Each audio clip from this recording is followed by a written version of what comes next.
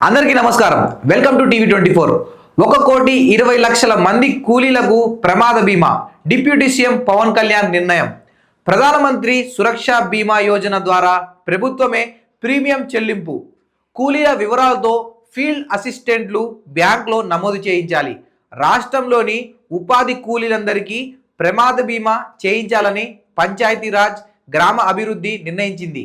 ఇటీవల మొగల్తూరులో జరిగే రోడ్డు ప్రమాదంలో ఉపాధి కూలీలు చనిపోయినప్పుడు వారికి బీమా లేకపోవడంతో ఆ కుటుంబాలకు ఎలాంటి ఆర్థిక సాయం అందని పరిస్థితి ఏర్పడింది.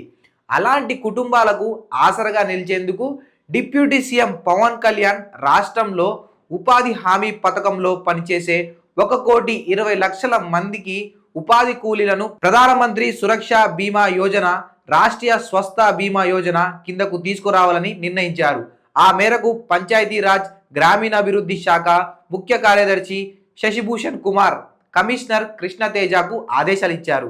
మే 1వ తేదీ నాటికి రాష్ట్ర వ్యాప్తంగా కూలీల నుంచి దరఖాస్తులు స్వీకరించి వాటిని బ్యాంకుల్లో నమోదు చేయించేలా ఫీల్డ్ అసిస్టెంట్లను సన్నద్ధం చేయాలని ఆదేశించారు. దీంతో కమిషనర్ సోమవారం అన్ని జిల్లాల డ్వామా పీడీలతో మాట్లాడారు. ప్రధానమంత్రి సురక్ష బీమా యోజన కింద ప్రీమియం ఒక వ్యక్తి 20 రూపాయలు చెల్లిస్తే చాలు. ఆ వ్యక్తి ప్రమాదంలో చనిపోయినప్పుడు 2 లక్షల బీమా లభిస్తుంది. అదేవిధంగా రాష్ట్రీయ సంస్థ బీమా యోజన కింద 450 ప్రీమియం చెల్లిస్తే పలు రకాల ప్రమాదాలకు బీమా లభిస్తుంది.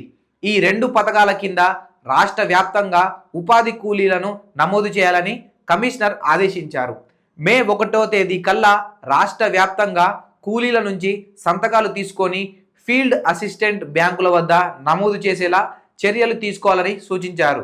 పంచాయతీరాజ్ గ్రామ అభివృద్ధి అధికారులను కసరత్తు చేసి జూన్ లోపు నమోదు ప్రక్రియ పూర్తి చేసి ప్రతి ఉపాధి కుటుంబానికి భరోసా కల్పించాలని నిర్ణయించారు.